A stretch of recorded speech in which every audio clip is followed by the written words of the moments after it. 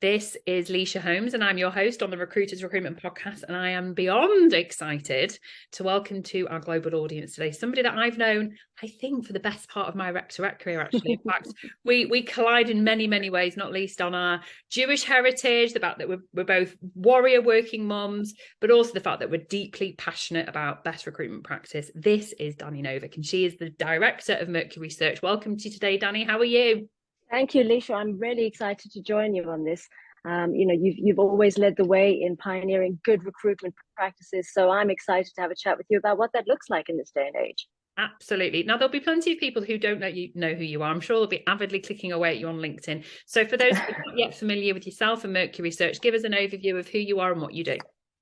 I've had the privilege of working in recruitment for 25 years. Mercury was established in 2000 to recruit specifically for the print and packaging industries, which are the fifth largest industries in the world.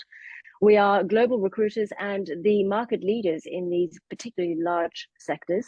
And we're very fortunate to have become key suppliers, not just of people, but of thought and ideas to our customers over the years. So I've thoroughly enjoyed my career. I've learned a lot and developed a lot and worked with some of the best recruiters in the industry. You really do. And that was a beautiful, succinct introduction to what you do. And actually, it leads very nicely into my first question, which is, if I think about you as an individual and as somebody that inspires, other recruitment leaders like myself, you always set yourself apart quite early on as an industry leader, not just a recruitment leader. And what I mean by that is that you were recognized by your customers as somebody that, and I don't want to use the term thought leader because I do think it's quite an overused marketing term now, but quite literally somebody that would inspire and educate and be knowledgeable for your actual industry. And I think we are at a pivotal point in our industry as a recruitment sector where there are plenty of recruiters out there who are trying to differentiate themselves, not just being a supplier to their industry, but actually become immersed in their industry. So, I mean, can you just explain a little bit about what you did, because this is in way before it was like a thing as part of personal branding, but how can recruiters listening elevate themselves within their industry to become an industry leader? It's funny that you should say it is what we did. It was never a conscious decision in terms of doing. It was showing or actually taking a genuine interest in the people that we work with. Mm-hmm. Now, I say people because whether it's a client or it's a candidate, you are, although on a recruitment level, dealing with people's hopes and dreams. Now, that could be, and how they put food on the table for their family. That could be the business owner who has built his small business into a now multi-billion-pound empire and is listing it, or the individual who's starting their career and working their way up. Mm-hmm. And so importantly is moving away from the transaction that often recruitment can be. So, yes, ultimately we all want to place somebody, but if we try and understand that person's actual key drivers and objectives, whether that be a business's objectives and key drivers or a candidate's key objectives and drivers, it sets you in a much better position. So often our recruiters are trying to fill a job and are so focused on the very narrow parameters of that job that they miss out on great opportunities of who the candidate represents. And in doing so, they also deny their clients the opportunity to expand what, our clients come up with a job spec, for instance. And actually, what we're trying to understand is what the job function needs to achieve. Because often what they're speccing up has no relevance to what the job needs to achieve. And it can help us as recruiters to broaden, to push them to, get them to justify why do we need somebody who's been doing it in exactly this way if what we're trying to achieve is innovation or development. So questioning further, trying to digest that information, not rushing, sitting with it for a while, seeing how you can help people achieve their objectives, not fill a job, not place a candidate, but achieve their objectives will enable you to build a talent pipeline for your clients, but also will become a trusted advisor to the candidates. And irrespective of what market you're in, if you are in touch with the best talent, you'll know this yourself, Leisha, because you are. So if you're in touch with the best talent, you are invariably the person that your clients will call, that your candidates will want to be in touch with for their next career moves. So it naturally differentiates you without trying to do anything.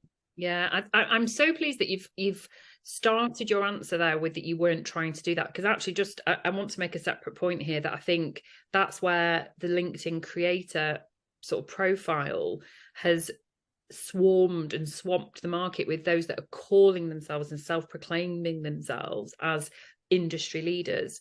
It's not about you setting that stall out, it's where you become it by all the actions that you've taken. So I do just want to make that point, because I think there's been quite a lot of disingenuous people claiming to be, but I think it's not something that you proclaim to be. I think it's where other people come to you and say, I see you as that industry. I just want to make, and I'm not being petty, I'm not being facetious, but I think it's really important to make that point. And you did make that point very succinctly.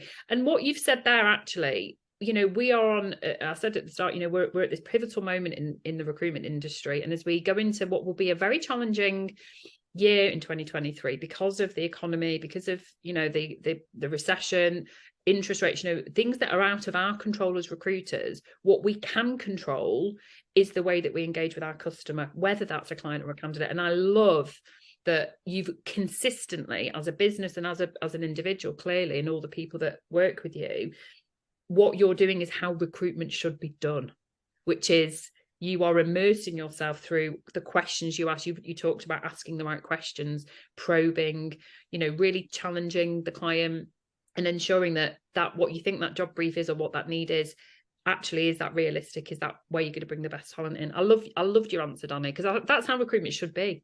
It should. It really should. We shouldn't be order takers. We should be adding value.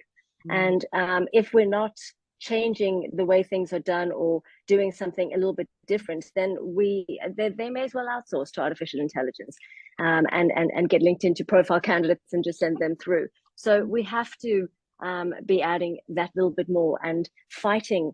You know, it's especially at the moment, it's a war. So fighting on behalf of our clients, fighting on behalf of our candidates, highlighting the things that need to be highlighted, saying the things that go unsaid, particularly in the UK market. So there is so much opportunity to add value as a recruiter, particularly in a recession where money is tight.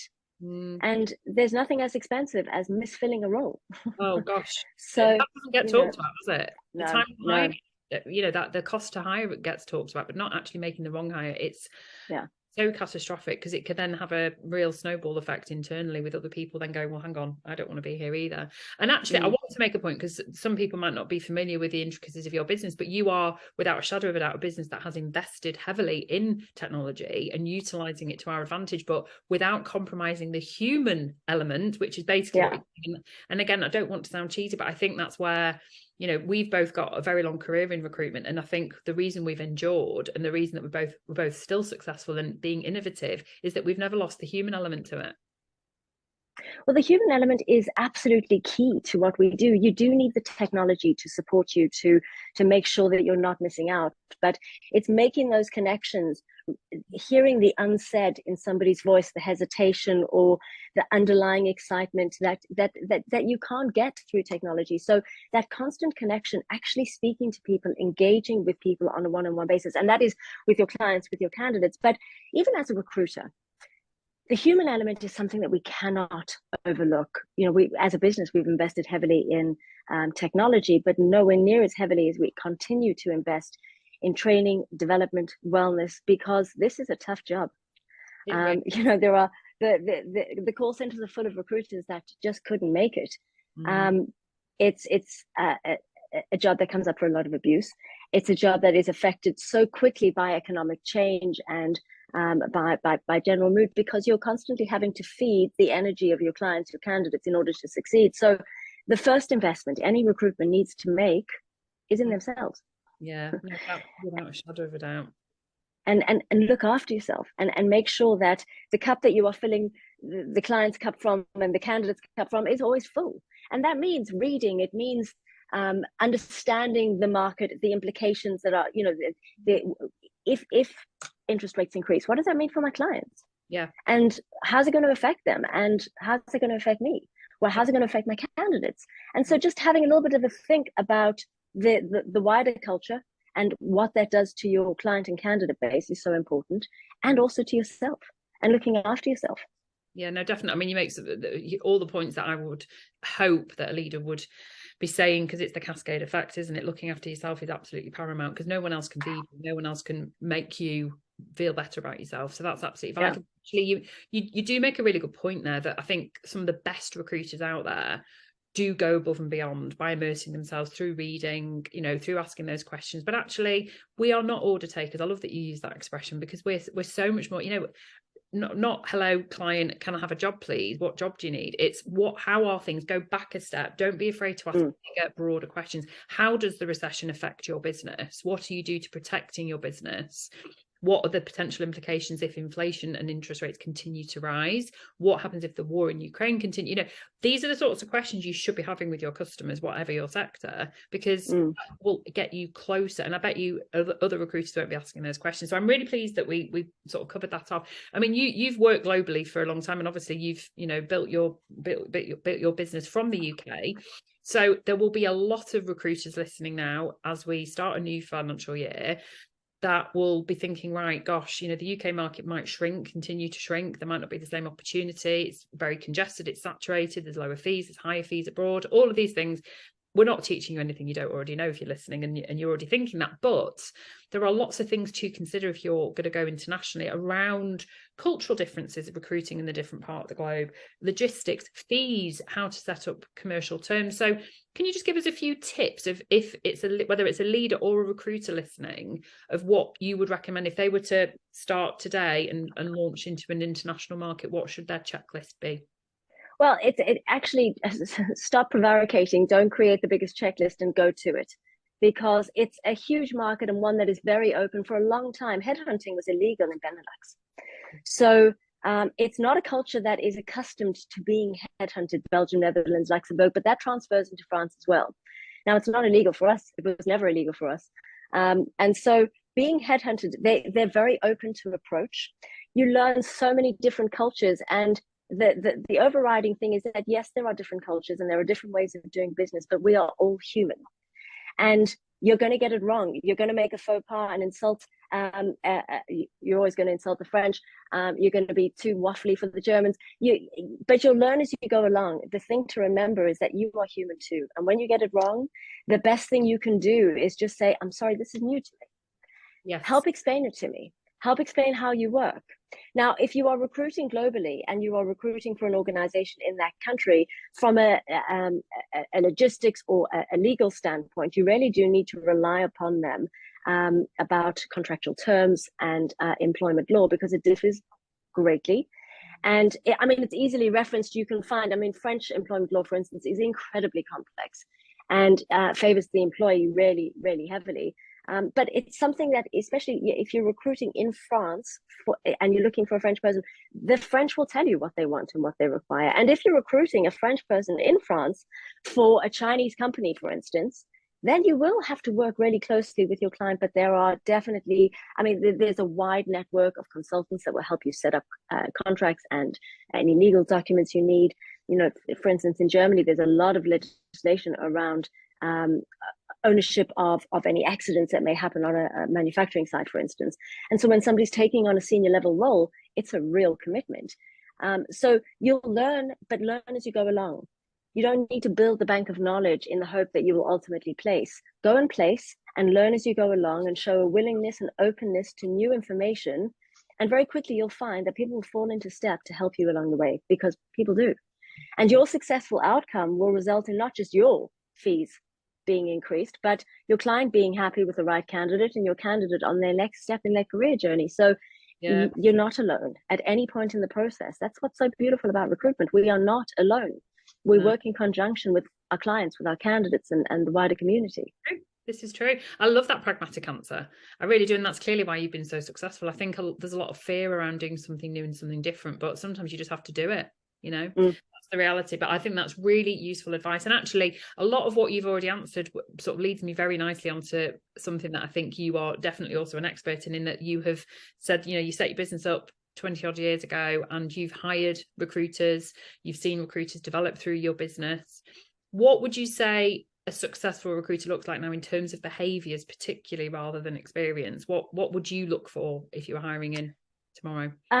Well, I mentioned openness. What I mean by openness is the behaviors of a successful recruiter are one that is constantly looking to learn, to grow, to develop.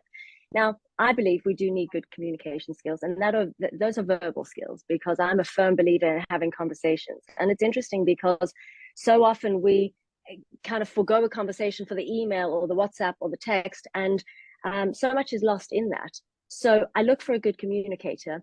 But where I have somebody who is perhaps not the best communicator, but they are completely open to learning, well, then there's another area that they can learn. Yeah. So it's the openness to development. In the current climate, you need a level of bravery. Now, I say bravery beyond resilience, because you can only get resilient at the point of being knocked down and having to get back up again. Yep.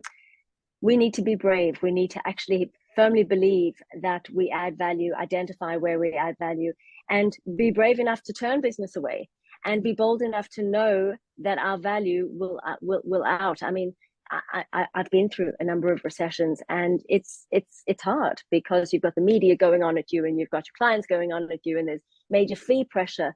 But the reality is, if you decide to work on bad business, on business where your services are not valued, where you are being undercut on fees, where ultimately those businesses will take you down with them. Work with people who value you. If your revenues go down, but you are still working with trusted people who continue to value you, their business will ride the recession, so will yours. You'll come out stronger for it. So be brave. Buckle in. No, and I'm nodding away frantically for anyone that's not watching on YouTube, because everything that you've said there is true, and it's within your reach.